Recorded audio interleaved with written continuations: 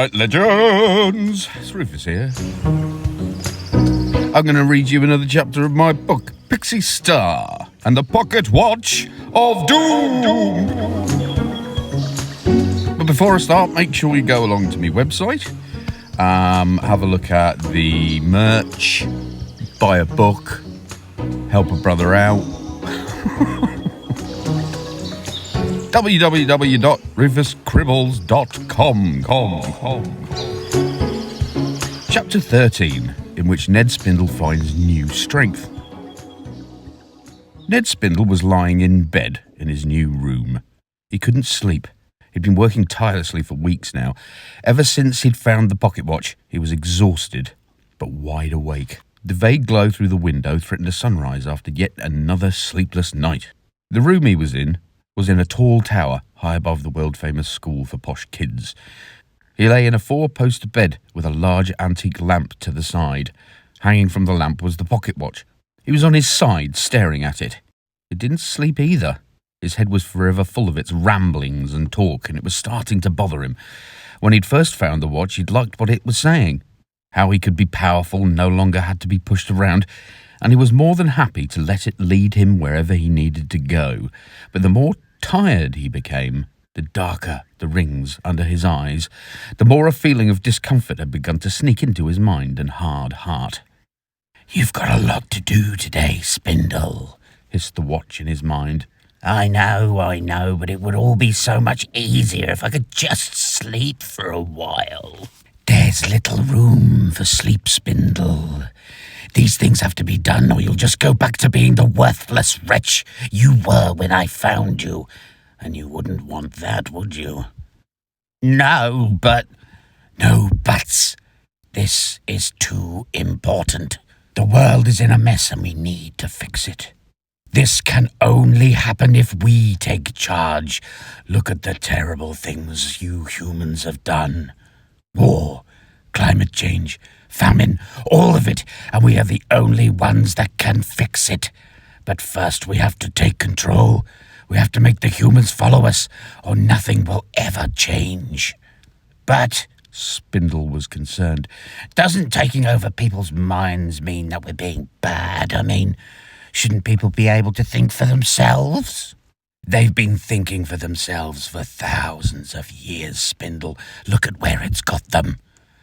There is evil in the hearts of humans, and we're here to stamp it out. Isn't what we're doing evil? I mean, I don't know. Sometimes it feels a bit nasty. What would you rather have, Spindle? The watch's voice was spiky inside Ned's brain. The end of the world as we know it? Because that's the way the humans are going. Or a new way, a new order, where humans can live in peace, both with themselves and the planet. I suppose. You don't need to suppose, Spindle. I've been around for thousands of years. I know what the Earth is heading for. I've seen it many times. Just trust in me, Spindle. We will be all-powerful. We will fix this place.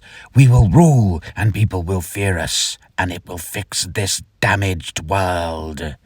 Part of Ned Spindle thought that maybe the world wasn't as bad as the watch thought it was, but the watch crawled into his mind and quashed the notion almost instantly. Ned winced as it did so.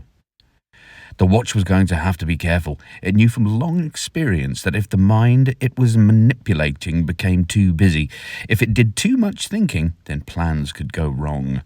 It needed to keep him tired, scared, and open to its words. People were far easier to control when they're tired and scared. Just trust in me, Spindle, and it will all work out just fine. Today is an important day. Today is Parenting Day. It's taken us far too much hard work to arrange this, and we can't mess it up now. Yes, muttered Ned through his exhaustion. Yes, you're right, there's no turning back now, but if only I wasn't so tired. More measures were needed to keep Spindle in line. When they had joined together in the garden, Ned had become drunk on the idea of power and strength. Now that he was becoming tired, that drunkenness was wearing off. The watch knew just the thing to fix it. It began to glow. A soft golden glow at first, but getting gradually brighter and brighter until it was a blinding white light. Ned shielded his eyes from it as the room began to shudder and quake. This went on for a good 2 minutes before dying down, and again, when it did, quite out of nowhere, a small, ornate, dirty brass medicine bottle had appeared. "Drink this, Spindle. It will fill you with new energy." "What is it?" "A draught of my own creation, made from the tears of unicorns and the sweat of dwarves." "Oh, yuck, sounds revolting." "Just drink it, and feel its power." Ned picked it up. He held it for a while, turning it and studying it. Quite unsure of what he was about to do, he removed the stopper and paused. "Are you sure this is necessary? I mean, it's not going to hurt me or anything, is it?" "Just drink," whispered the watch. Ned took a sip. Nothing happened.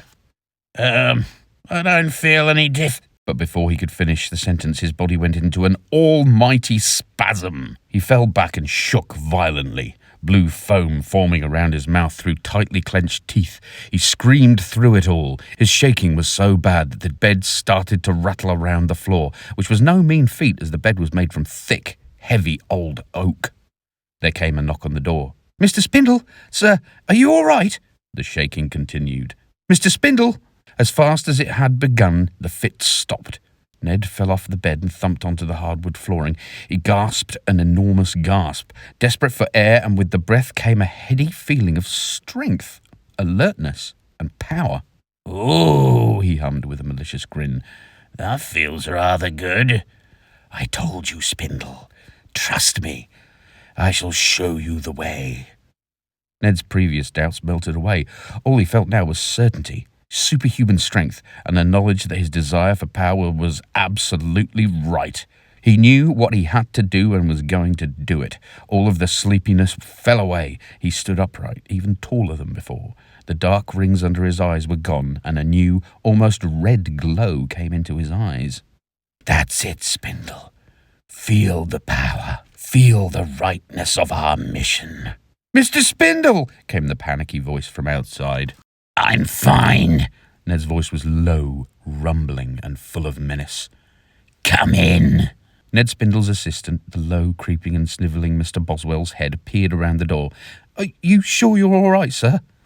Boswell's voice was suddenly stifled. His wide eyes fell on Ned Spindle. It was clear that somehow, in a big way, Mr. Spindle was changed.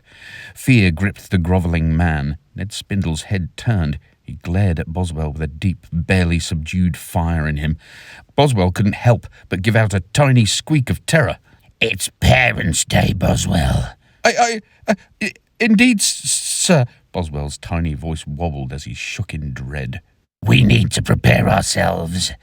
I need to look especially well-dressed today, Boswell, but I feel I may have grown a bit during the night, and that none of my clothes will fit me." Ned Spindle had indeed grown in both height and width since drinking the watch's special mixture. "Send for the tailor. Tell him he's only got a couple of hours. We have some world leaders to hypnotize." The grin that spread across his face was so terrible that it made it especially hard for Boswell to hold in whatever was churning in his stomach. He needed to get to a toilet, and he needed to do it right away. "Yes, sir, of course, sir. I'll fetch him right away, sir." Ned Spindle walked over to the window. He was surprised to hear that his every step thumped like an elephant foot on the floor. Outside, on the wide gravel driveway, immense car park and sprawling lawns, cars and helicopters were already beginning to gather as the world's rulers and captains of industry came to see how their children were getting on at school. Security teams were spread out as far as the eye could see to protect the gathering. There were snipers on the roofs, and men in black suits wearing sunglasses dotted around the grounds and throughout the school. They had no idea that the real threat was lurking in the high tower of the ancient building, grinning an evil grin, and the weapon of choice was not a gun or a bomb, but a seemingly innocent-looking pocket watch.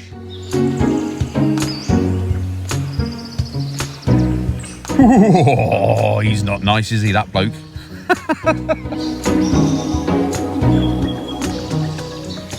Thanks so much for coming along and listening to my little story, or part of the book that is big story. There's going to be 9 books, by the way. This is book 1 of 9. I'm writing 2 others at the moment. Anyway, thank you for coming along and listening. Go to my website, rufuscribbles.com, and help me out by, investing in a book or a bit of merch. Even if, buy a little sticker or a T-shirt. And I'm always putting new artwork up on that T-shirt site, so you can get anything you want printed. Any old who, thank you. I really, really do appreciate you guys coming along, and I will see you soon, hopefully next Monday. I'm trying to get these out every Monday. All right, take it easy, legend!